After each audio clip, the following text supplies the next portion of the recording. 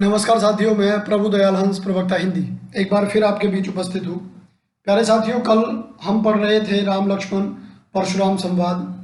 गोस्वामी तुलसीदास जी द्वारा रचित रामचरितमानस के बाल कांड से ये काव्यांश लिया गया है। तो कल हमने जो पढ़ा उसमें हमने देखा कि शिव धनुष टूटने पर परशुराम जी कितना क्रोधित होते हैं। रामचंद्र जी उन्हें समझाने का प्रयास करते हैं, विनम्रता दिखाते हैं, लेकिन परशुराम जी का क्रोध शांत नहीं होता। वहीं लक्ष्मण जी उनसे उलझ जाते हैं, उन पे व्यंग्य करने लगते हैं और जिसके चलते परशुराम जी का गुस्सा और बढ़ जाता है और वे लक्ष्मण जी को मारने तक की बात कहने लगते हैं। तो अब तक हमने ये पढ़ लिया है, मात पिता ही जनि सोच बस, करसी महिष किशोर, और गर्भन के अर्भग दलन, परसु मोर अति घोर। अंत में परशुराम जी फिर कहने लगते हैं कि हे महिष किशोर, हे राजा के पुत्र, माता पिता को चिंताग्रस्त, सोच बस माने चिंताग्रस्त, मत जनि माने मत, करसी करो, कि अपने माता पिता को चिंताग्रस्त मत करो, चिंता में मत लाओ उन्हें। क्यों? क्योंकि जब तुम मुझसे उलझोगे तो तुम्हारे ऊपर मौत का संकट मंडराएगा और तुम्हारे ऊपर मौत यदि आएगी तो फिर तुम्हारे माता पिता अवश्य ही चिंताग्रस्त होंगे। आगे वो कहते हैं, गर्भन के अर्भक दलन, के गर्भ में पल रहे बच्चे भी, दलन माने समूह, के गर्भ में पल रहे बच्चे भी मेरे परशु को, परशु मोर, मेरे परशु को देख कर गिर जाते हैं। अति घोर इतना प्रचंड है, अति माने बहुत, घोर माने प्रचंड, कि मेरा परशु इतना प्रचंड है कि माओ के पेट में पल रहे बच्चे भी इसे देख करके गिर जाते हैं, नष्ट हो जाते हैं। तो यहां तक कल हमने पढ़ लिया। अब यहां से आगे पढ़ते हैं। बेहसी लखनु बोले मृदुबानी, बेहसी हंसकर, बेहसी लखन बोले मृदुबानी। तो लखन माने लक्ष्मण जी हंसकर और मीठी आवाज में, कोमल आवाज में बोले, अहो मुनीसु महाभटमानी, हे मुनीश, मुनियों में श्रेष्ठ, महाभट महान योद्धा, मानी माने मान लिया, कि जो तुम बात कर रहे होगे तुम्हारे परशु को देख कर ही गर्भ गिर जाते हैं, तो अहो मुनीषु, हे मुनिवर, मैंने आपको महायोद्धा मान लिया है। म की आवृत्ति के कारण यहाँ अनुप्रास अलंकार है।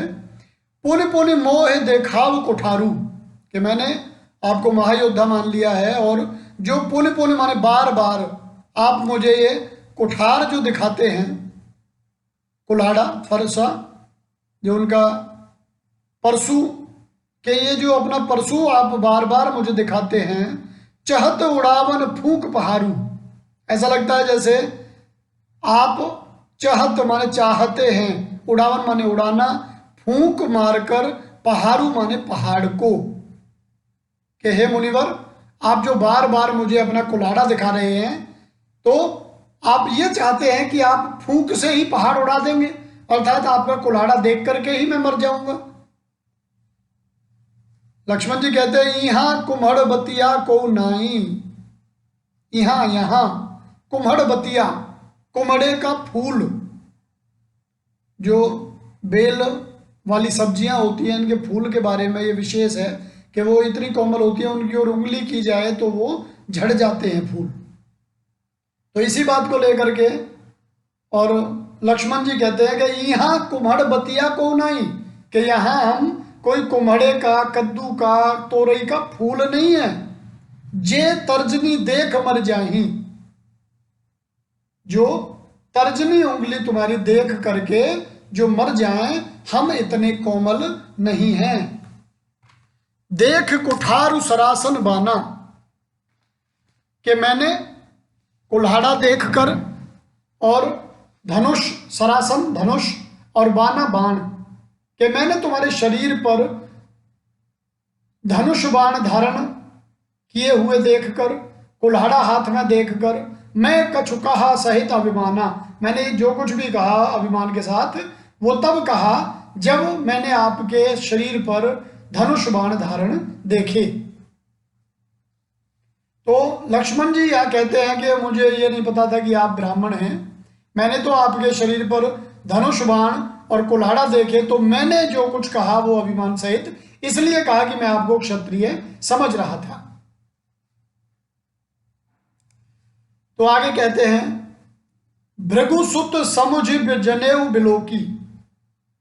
भृगुसुत, मैंने तुम्हें भृगुपुत्र समझ लिया है। जनेऊ, बिलोकी माने देखकर, कि तुम्हारे शरीर पर जो जनेऊ पड़ा हुआ है इसे देखकर मैंने यह जान लिया कि आप कोई क्षत्रिय नहीं हैं, आप तो भृगुपुत्र हैं। जो कछु कहूँ सहो रिस रोकी, यदि आप कुछ कहना चाहते हैं तो मैं उसे रिस रोक कर, क्रोध को रोक कर मैं उसे सहन कर लूंगा। जो कछु कहूँ, यदि आप इसके बाद भी कुछ मुझसे कहना चाहते हैं तो आपका जैसा मन है वैसा कहिए, मैं रिस रोक कर वो सब चीजें सहन कर लूंगा।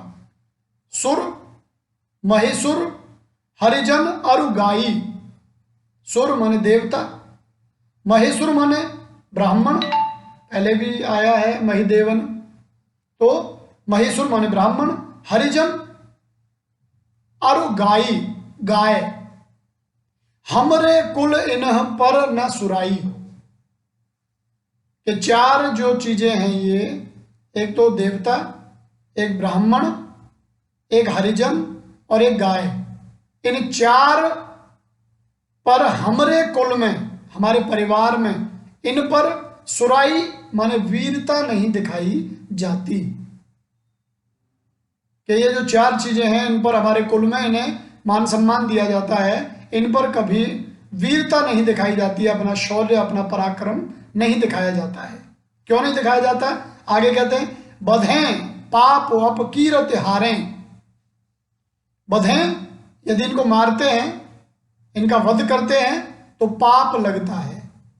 इन चार चीजों की बात है, सुर, महेश्वर, हरिजन और गाय, कि यदि इन्हें मारते हैं तो पाप लगता है, और यदि इनसे हार जाते हैं युद्ध में तो अपकीरति, बदनामी होती है, अपकीर्ति होती है।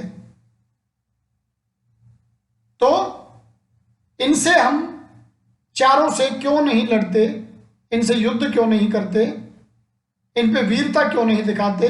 तो उसका यह कारण है कि यदि इन्हें मारते हैं तो पाप लगता है, और यदि इनसे हार जाते हैं तो बदनामी होती है, बेइज्जती होती है। मारतऊ पा परिय तुम्हारे, और इसलिए तुम मुझे मारोगे भी तो भी मैं पैर ही पड़ूंगा तुम्हारे। इसलिए यदि आप मुझे मारना भी चाहते हैं तो भी मैं आपके चरणों में ही पड़ा रहूंगा। कोटि कुलिस सम वचन तुम्हारा। कोटि माने करोड़ों, कुलिश, कुलिश माने वज्र, वज्र जो इंद्र का हथियार है, वज्र के करोड़ों वज्रों के समान, सम समान उपमा अलंकार है। वचन तुम्हारा, कि हे मुनिवर, एक तो बात है कि करोड़ों वचनों, करोड़ों वज्रों के समान आपके ये वचन हैं, तो आपने तो बिना बात ही व्यर्थ धरऊ धनु बाण कुठारा, बिना बात व्यर्थ बेकार की ही आपने धरऊ माने धारण कर रखे हैं, धनु माने धनुष, बाण और कुठारा माने कुल्हाड़ा।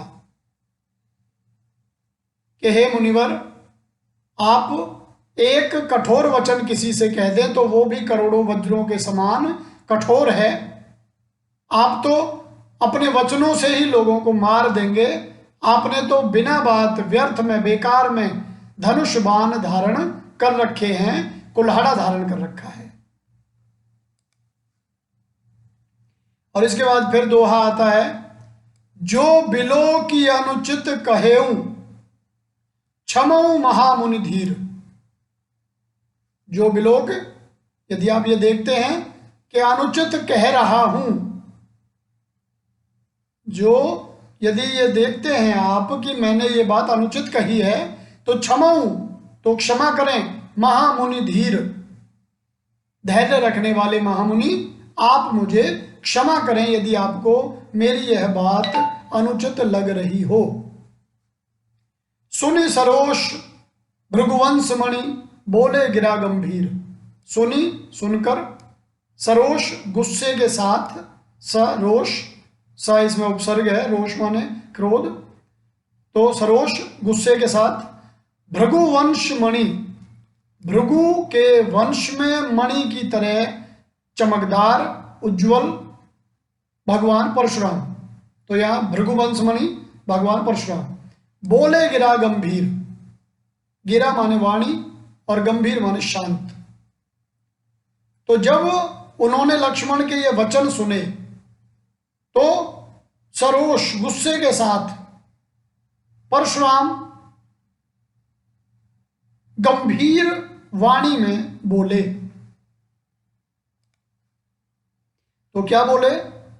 कौशिक सुनहु मंद येहु बालक।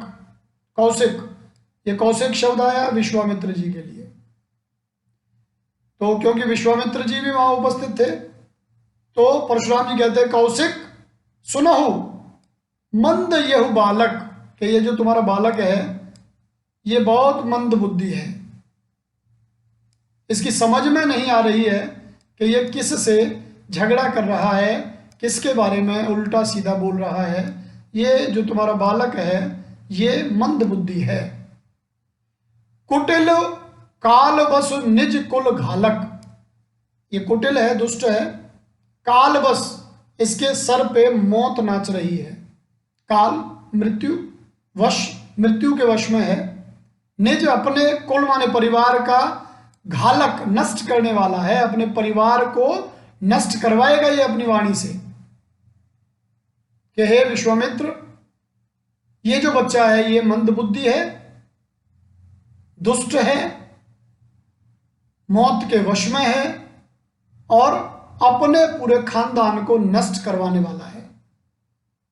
भानुवंश राकेश कलंकु, ये भले ही सूर्यवंश से है, भले ही ये सूर्यवंशी है, भानुवंश, भानु सूर्य, भले ही ये सूर्यवंशी है लेकिन राकेश कलंकु, लेकिन सूर्यवंश में ये चंद्रमा के दाग की तरह है। राकेश माने चंद्रमा, राका जमा ईश, और कलंकु माने दाग, कलंक, कि ये भले ही सूर्यवंशी है लेकिन जैसे राकेश पर, चंद्रमा पर कलंक होता है, ऐसे ही ये अपने सूर्यवंश पर कलंक के समान है। निपट निरंकुश अबुधु असंकु, पूरी तरह निपट, निरंकुश है, मन मर्जी करने वाला है, तानाशाह है। निरंकुश माने जिसमें कोई अंकुश ना हो, किसी का नियंत्रण ना हो। अबुधु नादान है, और असंकु शंका से परे है। कि यदि इस बच्चे को हम देखें तो ये पूरी तरह निरंकुश है, मर्जी का मालिक है, जो इसके मन में आता है वो बोले जा रहा है। इसे जरा भी ये ज्ञान नहीं है कि तू किस से बात कर रहा है, तुझे किसके सामने किस तरह की बात करनी चाहिए। काल कवलु, काल माने मौत, मृत्यु, कवलु माने ग्रास, के अभी काल का ग्रास बन जाएगा। होई है क्षण माही, काल कबलु होई ही क्षण माही, कि ये अभी काल का ग्रास हो जाएगा क्षण में। माही माने में, क्षण भर में ये बच्चा काल का ग्रास हो जाएगा। कहो पुकार खोर मोहि नाही, और इसलिए मैं कहो माने कह रहा हूं, पुकार कर, खोर माने दोष, मोहि माने मेरा, नाही माने नहीं है। कि विश्वामित्र, ये जो बच्चा है ये जैसा मन में आ रहा है वैसा बोले जा रहा है, इसे ये नहीं पता कि किससे बात कर रहा है, और अब ये क्षण भर में ही मौत का शिकार हो जाएगा। मैं इस सभा में पुकार करके कह रहा हूं, फिर इसमें मेरी कोई खोरी माने गलती नहीं होगी। तुम हटकहु जो चाहू उबारा। तुम हटकहु माने मना करो, इनकार करो, जो चाहू उबारा, यदि तुम इसे उबारना चाहते हो, बचाना चाहते हो, तो तुम इसे मना करो। तुम हटकहु, तुम इसे इनकार करोगी, ये ऐसा ना बोले। कहे प्रताप बर रोष हमारा, कहे प्रताप, हमारे प्रताप के बारे में इसे बताओ, हमारी वीरता के बारे में, हमारी ताकत के बारे में इसे बताओ। रोष माने गुस्से के बारे में बताओ। कहे कहो, प्रताप वीरता के बारे में, बल शक्ति के बारे में, और रोष माने गुस्से के बारे में, कि विश्वामित्र से बताओ कि हम कितने गुस्से वाले हैं, कितने ताकतवर हैं और कितने वीर हैं। यदि तुम इसे बताओगे और इसे ऐसा बोलने से इनकार करोगे तो तुम इसे बचा सकते हो। और उसके बाद लखन कहेऊ मुनि सुजसु तुम्हारा। विश्वामित्र जी तो नहीं बोले, लक्ष्मण ही फिर बोलते हैं। लखन कहेऊ, मुनि, हे मुनिवर, सुजसु माने प्रसिद्धि, यश। आपको मैं एक और बात बताऊं, खड़ी बोली में जो यह आता है, यह तो ब्रज या अवधि में जाकर के वो ज हो जाता है। यदि हम बोलेंगे यमुना, तो ब्रज हो या अवधि हो, वहां यमुना का जमुना हो जाता है। हम बोलते हैं यज्ञ, वहां हो जाता यज्ञ। हम बोलते हैं यथा, तो उन बोलियों में हो जाता जथा। तो उसी तरह सुयश, सुयश माने सुप्रसिद्धि, और यहां उसका हो गया सुजस। लखन कहने लगे, लक्ष्मण जी, हे मुनि, तुम्हारी जो प्रसिद्धि है, तुम ही अछत को बर नहीं पारा। तुम ही अछत, तुम्हें छोड़कर, अछत माने तुम्हारे अलावा, को कौन, वर्णे वर्णन करेगा, पारा पूरी तरह। लक्ष्मण कहते हैं कि मुनिवर, आप विश्वामित्र से कह रहे हैं कि आपके बल के बारे में, आपके गुस्से के बारे में वो बताएं, तो मुझे तो ये लगता है कि तुम्हें छोड़कर, तुम्हारे अलावा इसको कोई वर्णन नहीं कर पाएगा। जितना अच्छा तुम अपनी ताकत के बारे में वर्णन करते हो, अपने मुंह मियां मिट्ठू बनते हो, तुम्हारे अलावा कोई दूसरा इसका वर्णन नहीं कर पाएगा। अपने मुंह तुम आपन करनी, तुमने अपने मुंह अपनी करनी माने कार्यों के बारे में जितना अच्छा बताया है, बार अनेक भांति बहुबरनी। अपने मुंह तुम अपनी करनी, अपने मुंह से तुमने अपने कर्तव्यों के बारे में बार अनेक, अनेक बार, भांति माने विभिन्न प्रकार से, बहु माने बहुत, बरनी माने वर्णन किया। कि जितना अच्छा तुम अपनी वीरता के बारे में बता रहे हो, दूसरा कोई उतना अच्छा नहीं बताएगा। तुमने स्वयं अपने मुंह से अपने कार्यों के बारे में बहुत बार वर्णन किया है। नहीं संतोष तय पुनि कछ कहूं, नहीं संतोष, यदि संतोष नहीं है, आपने इतनी बार अपनी तारीफ अपने मुंह से की है, उसके बाद भी आपको संतोष नहीं है, तो पुनि, फिर, कछु कहू, तो और कुछ कह लो। यदि आपकी तारीफ में अब भी कोई कमी रह गई है, तो हम सुनने को तैयार बैठे हैं, आप और कुछ हमसे कह सकते हैं। जन रिस रो के दुसहु दुख सहु, जन माने मत, रिस गुस्सा, रोक कि अपना गुस्सा मत रोको, आपको जो कुछ कहना है, दुसह दुख सहु, असहनीय दुख होता है उसे मत सहो, कि अपने गुस्से को मत रोको। जो दुख तुम्हें महसूस हो रहा है वह निसंदेह बहुत ज्यादा दुख देता है, उसे रोको मत। तुम्हें जो कुछ कहना है वो कह लो। वीर व्रति तुम धीर अछोबा, आगे कहते हैं कि वीर व्रति, तुम तो वीरता का पालन करने वाले हो, वीरता का व्रत रखने वाले हो, तुम धीर धैर्य रखने वाले हो। अछोबा माने क्रोध नहीं करने वाले हो। क्षोभ, क्षोभ से बनाया क्षोभ, क्षोभ से बनाया क्षोभा, और आ माने नहीं, क्रोध नहीं करने वाले हो, तुम धैर्य रखने वाले हो, तुम वीरता का व्रत रखने वाले हो, गारी देत न पावहु शोभा, तुम्हें गाली देते हुए शोभा नहीं देते। कि हे मुनिवर, तुम तो वीरव्रती हो, धैर्य रखने वाले हो, क्रोध नहीं करने वाले हो, तुम इस तरह गाली देते हुए शोभायमान नहीं हो रहे। और उसके बाद लक्ष्मण जी कहते हैं, सूर समर करनी करही, बड़ी महत्वपूर्ण पंक्तियां हैं। सूर योद्धा, समर युद्ध में, करनी माने कार्य, करही माने करता है। जो योद्धा होगा, जो वीर होगा, वो युद्ध भूमि में अपनी वीरता दिखाता है।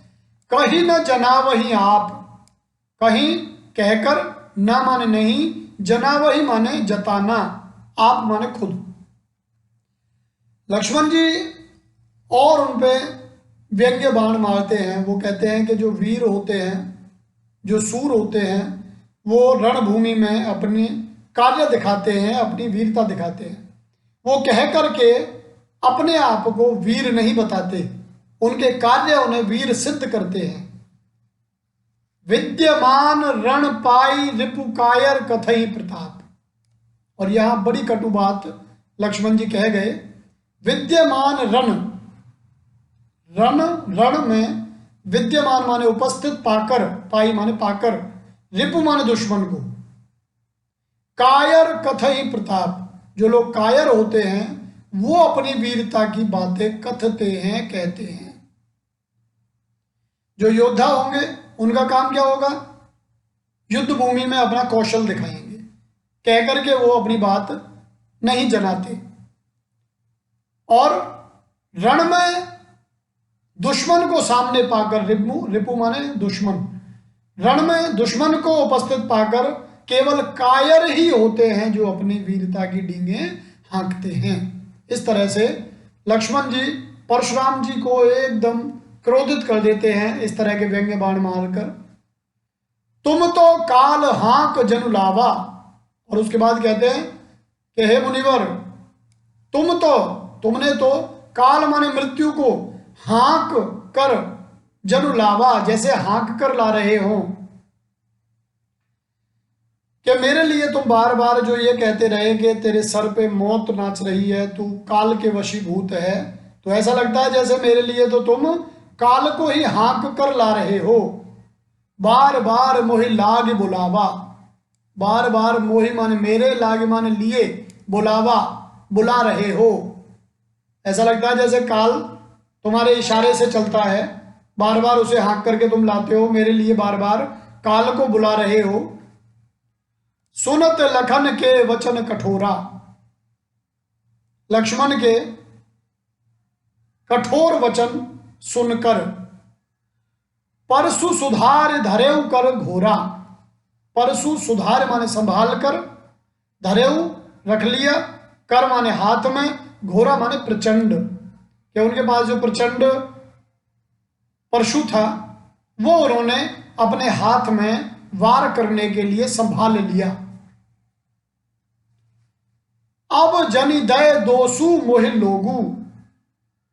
अब जन माने मत, दय देना, दोष माने कसूर, अब मेरा कोई दोष नहीं है, मेरा कोई कसूर नहीं है। मोहि लोगु, हे लोगो, अब मुझे तुम कोई दोष मत देना। कटुवादी बालक वध जोगु। कटुवादी, ये जो बालक है ये कटुवादी है, कड़वा बोलने वाला है। वध जोगु, और ये वध के योग्य है। कि मैंने खूब समझाने का इसे प्रयास किया लेकिन ये नहीं मान रहा है, तो अब मुझे लग रहा है कि ये बालक सही मायने में वध के योग्य है, ये कड़वा बोलने वाला है। ऐसे बालक को मार ही देना चाहिए। बाल बिलोक बहुत मैं बांचा। बाल बिलोक, बालक, बिलोक माने देखकर, बहुत मैं बांचा, मैंने इसे बहुत बचाया, मैंने इसे देख लिया कि ये बच्चा है, तो बच्चा समझ करके मैंने इसे बहुत बचाने की कोशिश की। अब येहू मरने हार भा सांचा। अब येहू माने यह, मरने हार, अब तो ये मरने वाला हो गया, भा माने होना, साचा माने सच्चा, सही अर्थों में।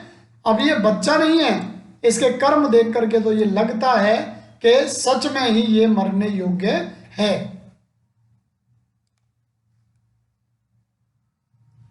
कौशिक कहा क्षमीय अपराधु। कौशिक विश्वामित्र ने कहा कि हे मुनिवर, अपराध क्षमा करें।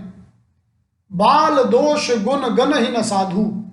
बच्चे के दोषों को, गुणों को गण ही न साधु, जो साधु हैं वो उन्हें गिनती नहीं करते कि बच्चे के कोई गुण दोष हैं तो साधु उनका ध्यान नहीं करते, उनकी परवाह नहीं करते।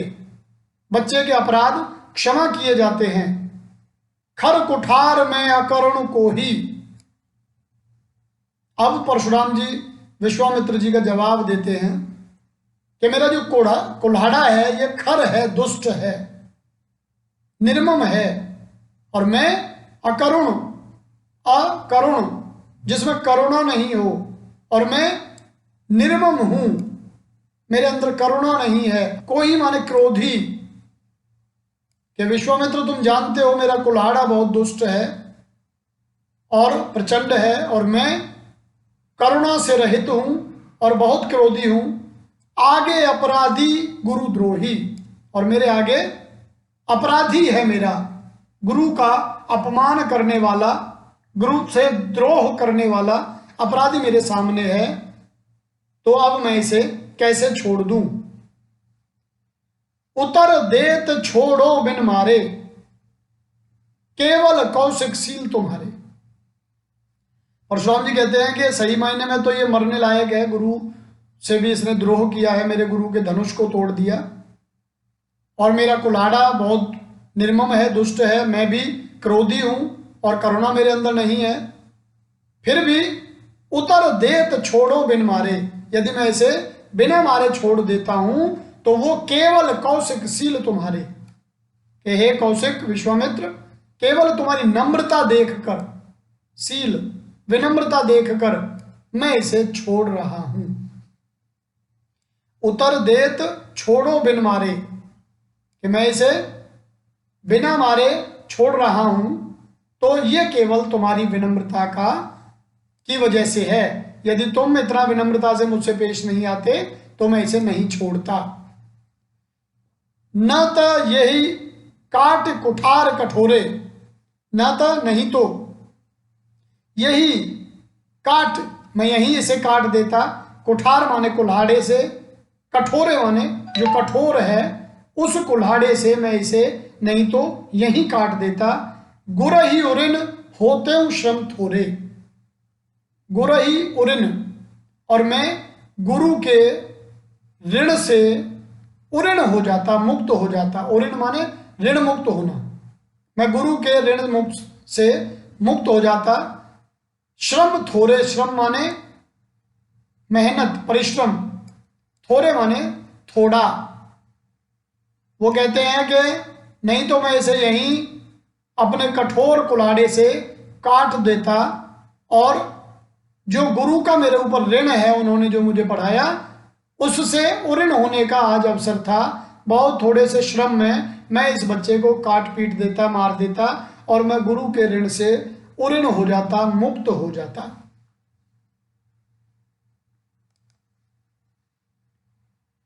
गाधि सूनु कह हृदय हसी, मुनहि हरि अरे सूझ। अय मैं खांड न ऊख मैं, अजहु न बूझ अबूझ। गाधि सुनु, गाधि सुनु कह हृदय हसी। गाधिसु विश्वामित्र जी के लिए आया है एक और नाम, यहाँ कौशिक आया है और गाधिसुनु आया है। तो गाधिसुनु कह हृदय हसी, हृदय में हंसकर कहते हैं। मुनि ही हरि हरे सूझ, कि इस मुनि को हरा ही हरा सूझ रहा है। विश्वामित्र जी मन ही मन में हंस करके कहते हैं कि परशुराम जी इतना बढ़ चढ़ के बात कर रहे हैं, ऐसा लग रहा है जैसे सामने वाला तो इनके आगे कुछ है ही नहीं। तो इन्हें जैसे सावन के अंधे को हरा ही हरा दिखाई देता है, ऐसे ही मुनि को भी हरा ही हरा सूझ रहा है, दिख रहा है। आय मैं खांड ना ऊख मैं, अजहू न बूझ अबूझ।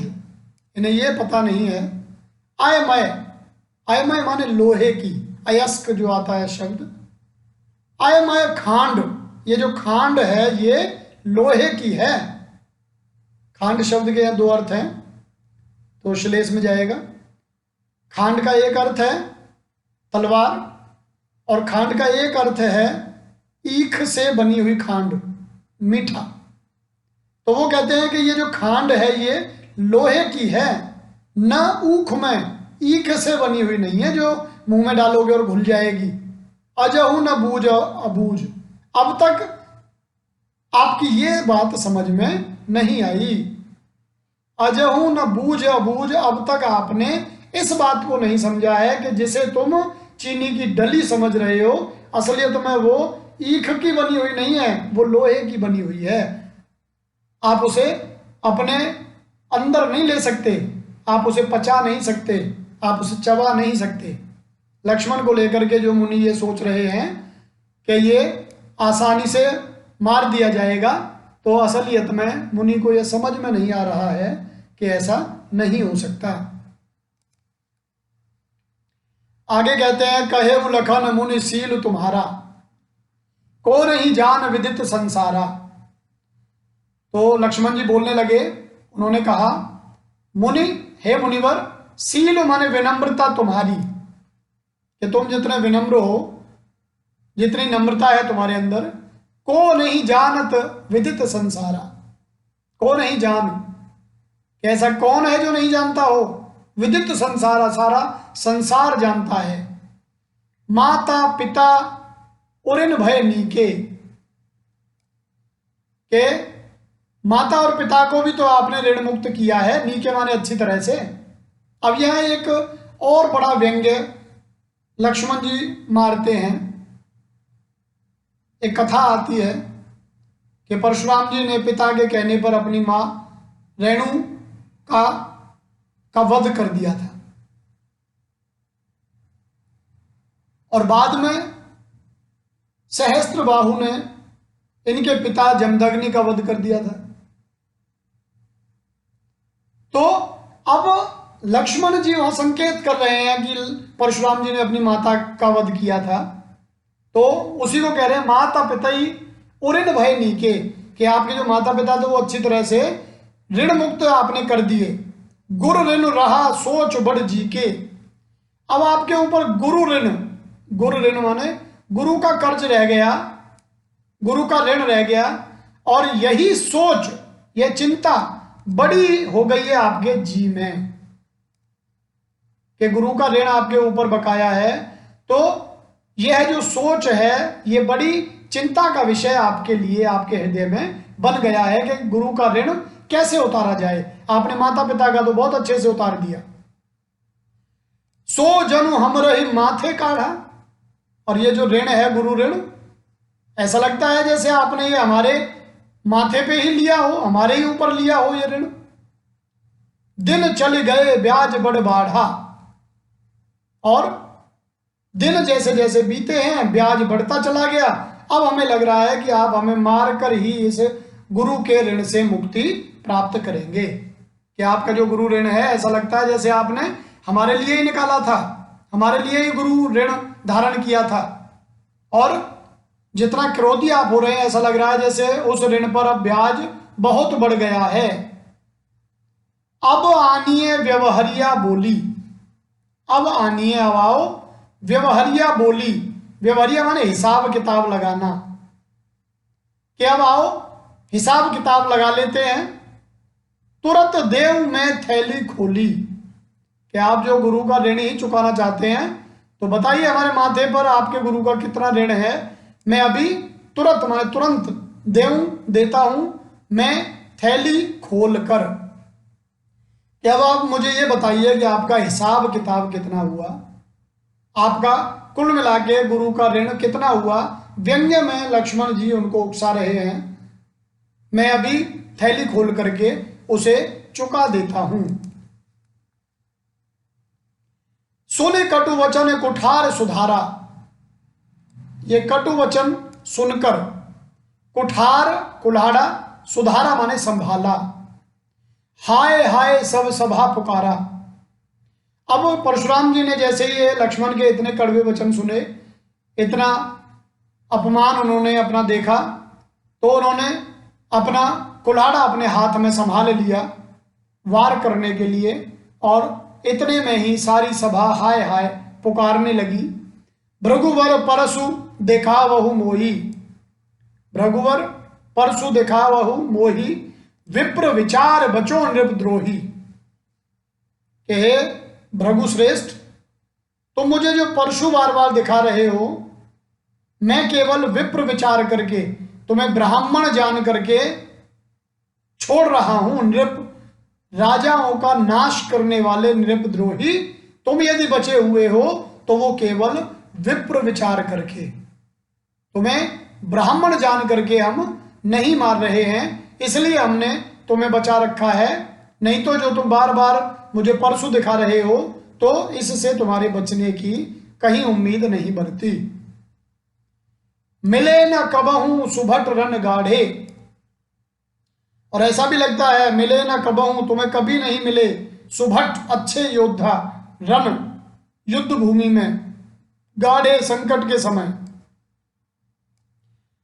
कि हे परशुराम जी, मुझे ऐसा लगता है कि आपको कभी अच्छे योद्धा भी नहीं मिले हैं। द्विज देवता घरई के बाढ़े, ऐसा लगता है कि द्विज देवता ये ब्राह्मण देव घर के ही बड़े हैं, कभी बाहर इन्हें युद्ध करने का अवसर नहीं मिला, किसी अच्छे योद्धा से संघर्ष इनका कभी नहीं हुआ है। अनुचित कही सब लोग पुकारे, अनुचित, जब लक्ष्मण ने ये कहा कि अब हमें ये लगता है आप तो घर के ही शेर हो, कभी बाहर किसी अच्छे योद्धा से आपकी कभी लड़ाई नहीं हुई, कभी आपका संघर्ष नहीं हुआ, तो जितने लोग सभा में थे सब लोगों ने पुकार कर इस बात को अनुचित कहा, अनुचित कही। उन सब लोगों ने कहा नहीं नहीं ये ठीक नहीं है, आप ऐसा मत कहो। रघुपति शयन ही लखन नेवारे, रघुपति भगवान राम ने शयन ही माने शयनों में, इशारों में, संकेतों से, लखन नेवारे माने मना किया। जब लक्ष्मण बोलते रहे, सारी जनता कहने लगी कि यह अनुचित बात है, इस तरह से परशुराम जी का अपमान नहीं होना चाहिए, तब रामचंद्र जी ने इशारों से लक्ष्मण को नेवारे माने मना किया, रोका। लखन उतर आहुति सरिस, भृगुवर कोप कृशानु।